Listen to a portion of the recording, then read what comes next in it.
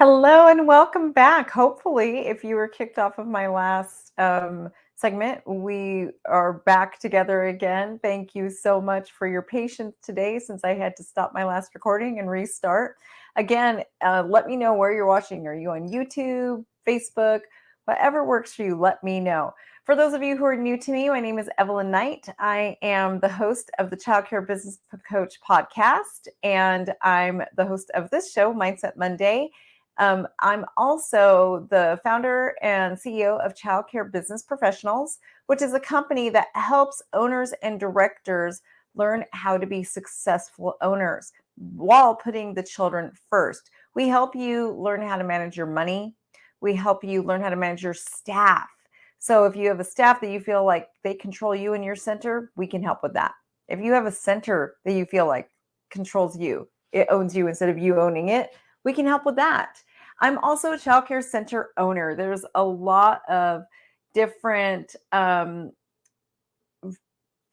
care coaches out there, but I'm actually an owner. So I am going through everything with you at the same time. I know what it's like to be there with you. So welcome. I hope everybody had a great 4th of July week. It was awesome. My team was off. As part of our self-care, I do have, we take the entire week off for just to really make sure we nurture ourselves. One thing I've been discovering over the last few months is that I really can't show up as the best version of me. I can't lead my team. I can't be the leader that my team needs me to be and be productive if I'm not taking care of myself, if I'm not resting and nurturing myself. I'm the kind of person it's very hard for me to rest. Very, very hard. I always feel like I need to go. So I'm learning that finding rest is a new thing I am learning. But today I want to talk about relationships and really how they can affect you. Harvard University actually conducted one of the longest studies that has ever ran in human history. And it actually took place over 80 years. And one of the things they were looking at is what is it that really truly defines happiness in a person? And what they found was that the happiest people have very strong relationships. They have meaningful relationships that are deep. They're not these surface friendships that really aren't deep and don't last over time. They're very deep seated relationships. That was one of the biggest indicators of happiness. Another one was that people who are happiest also know bad things are going to happen. They expect bad things to happen, and they're okay with that. They're okay with the fact that the world isn't always great. They know that it's sometimes things aren't just going to work out, and they accept that and they move on. And then one of the third thing that they found is that they always have hope for the future. They are always looking for the future with a very clear vision and an end goal in mind that is full of hope. So those are some of the keys to what is it that defines somebody that is truly happy. And the one I really want to focus on today is relationships, because a lot of times I think, especially in our society, it's very easy for us to have surface relationships. And we know a ton of people. We have all of these people in our social media feeds. We know all these different people, but we really don't have these strong bonds and relationships with people. So when things happen, you're kind of left alone, or you might feel lonely. But the bonds that you have aren't lasting, they're not strong, and they're not really they're just surface, right? They're kind of frivolous. And I think the best way for me to explain is think about a former job that you've had, and you had your work friends and you guys hung out and you went and did things, and we all have those, work friend relationships. And then when you leave that job, a lot of times those relationships end. They might stay maintained for a little while, but for the most part, those relationships end. The people that have worked with you, you might have gotten close to them, and then those relationships end. So those are surface relationships, those relationships that just kind of come and go. On the other hand, you may have those friendships, or you may have the family or friends that no matter how long time goes by, every time you see or talk to that person, it's like there was no time in between. That it just feels like it was just yesterday that you guys were together, and you're always totally comfortable with them, right? You have that deep, meaningful relationships. I think sometimes it's difficult for us to connect in those deep, meaningful ways. And so it's important for us to try and be in those relationships, have those relationships, and really try to connect. One of my biggest issues is that I become so busy that it's really hard for me to nurture a relationship. I mean, I've got two companies that I have to run. I do so much that it is really difficult for me to nurture relationships. So I end up becoming, I don't know, almost avoidant because of that, right? So but it is important. It is so important for you to make sure you're intentionally nurturing your relationships, especially at work, at home, at whatever it is, friendships, right? Work is very hard because we have to keep certain lines drawn where you can step in and become the boss if needed. But you also do want to have those rich connections with people. You also do want to have that strong relationship. You want to be a leader that people are going to follow, right? And if we're going to be leaders that people are going to follow, we need to establish deep, meaningful relationships. That being said, I want you to understand I'm not saying that you need to become their friend, because you don't. You can't. You need to be their mentor.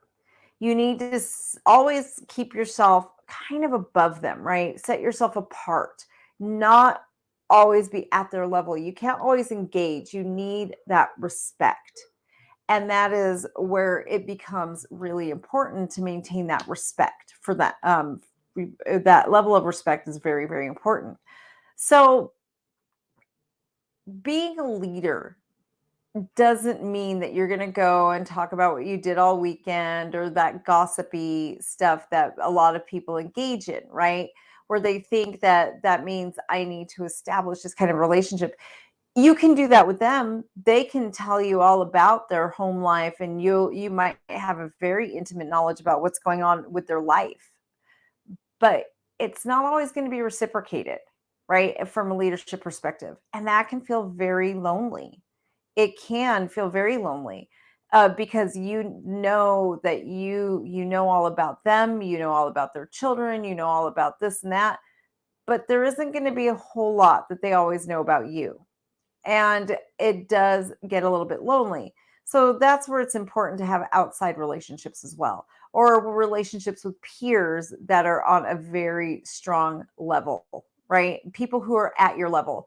One of the things that I've learned is that whenever you have something in your own life, or just not just in your life, but professionally and privately, you never want to trickle down. You never want to complain down. You never want to vent down. You always want to go up, right?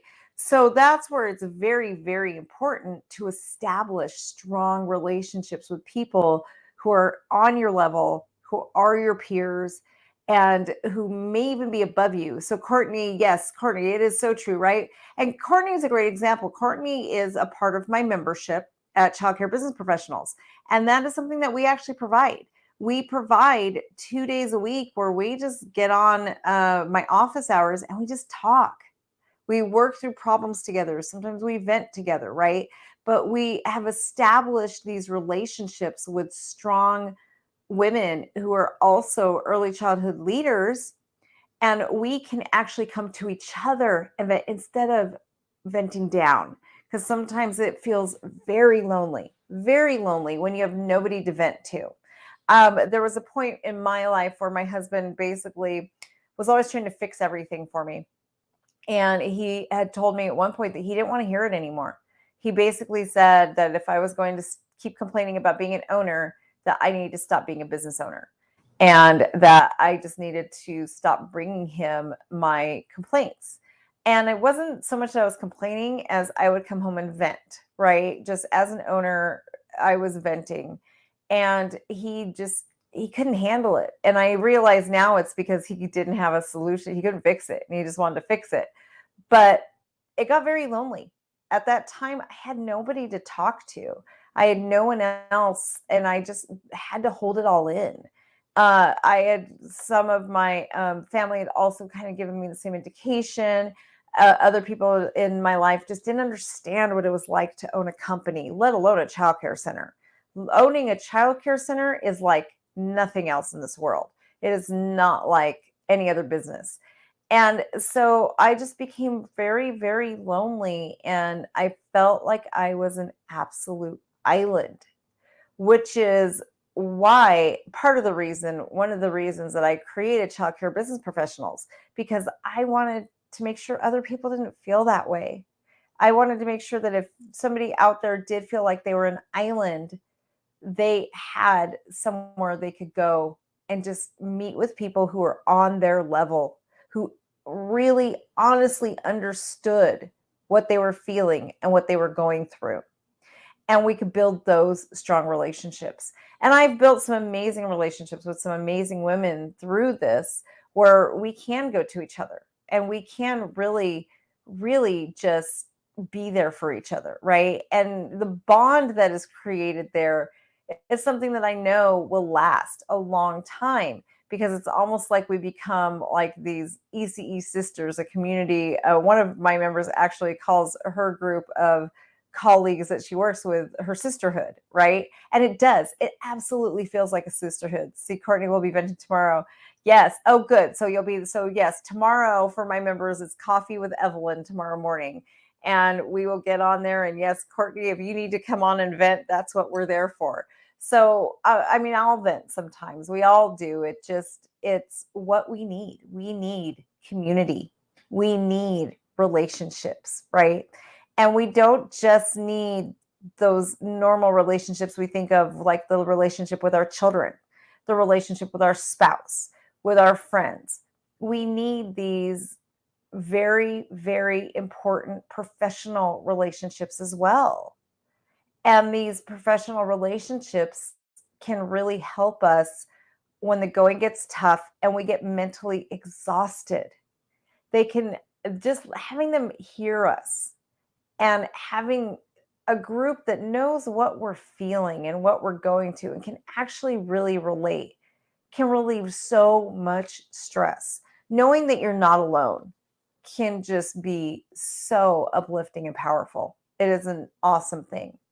So, what are your relationships like? When it comes to your personal life, do you have very strong relationships, people you can turn to that will be there for you no matter how much time goes on? If you don't, why not? Maybe it's time to take the time to nurture those relationships. What are your relationships like within your center, right? Do you have a good mentorship relationship with your staff? If you're engaging in gossip at all, then maybe you don't. You probably absolutely don't have a mentorship relationship. The people that work for you should be looking up to you. They should be looking to you as someone they want to grow and be like, right? That is what it means to have a mentor relationship. It doesn't mean that you get to go to them and complain about, I don't know, the mayor or whoever is irritating you at the time. It doesn't mean that you engage in their gossip, right? It means that you're going to be there for them, but mainly you're going to lead them and that you're going to be a role model that they can follow. If you're going to have a strong team, if you ever want to get to the point that you have a dream team, you have to start by being a mentor and not a friend. You can't be your employee's friend. Otherwise, when it's time to have the hard conversations, it's so much harder to have. The other thing about relationships that I'll touch on a little bit is conversations. I know conversations has been my obsession over the last 6 weeks, I would say. And it's mainly because I realized that conversations are what defines who we are. We are where we are today because of one conversation at a time. If you really think about your life, think about your relationships, think about where you were, where you are. Everything took place over conversations, right? The missed conversations that never happened that should have had, or conversations that did happen. That is where you are today. Your relationships are a result of your conversations. Your inability to communicate effectively will be a reflection of how rich your conversations are, how or your relationships, how deep your relationships go. So that really that open, honest communication is so very important. Being able to confront issues at your centers, being able to confront issues within yourself, right? Even the communications you have with yourself. If you think about it, the dialogue that's happening in your head all the time, that's a conversation that you're having with yourself. Do you ever question those conversations? Do you ever ask yourself, like, are these conversations I'm having with myself accurate? Or maybe I'm looking at myself harshly, or maybe I have rose colored glasses that are a little bit too rose colored on for this issue, right? So, really understanding that just mastering the art of communication is what is going to build the best relationships is so very important. It is just a game changer for everybody. So, I hope that was helpful for you guys today. I hope that you can take something away and really just start working on those relationships. If you need some help with building conversation skills, we just finished a series. It was actually a 5 or 6 week series on, I think it was five total videos on conversations and how to have effective communication. So if that's something you need help with, let us know. My staff is in the chat. We check it constantly. Just, either send one of us a message. You'll see Christina Richmond. Lisa, are you in there today? I can see Christina, but I cannot see if Mandy's in there. But there's a few of my girls in there today that they can definitely help you guys with learning that key to conversations, right? Having those bold conversations that are honest and tactful at the same time. So, yes. Oh, hi, Elizabeth. Good to see you. I miss seeing you on our calls. But make sure you guys want to get in on that if you have a really hard time communicating with your staff and just confronting situations. It's something that we really dive deep into. So I hope everybody has a great week. I hope you guys have a wonderful rest of your day, and we will see you again next Monday.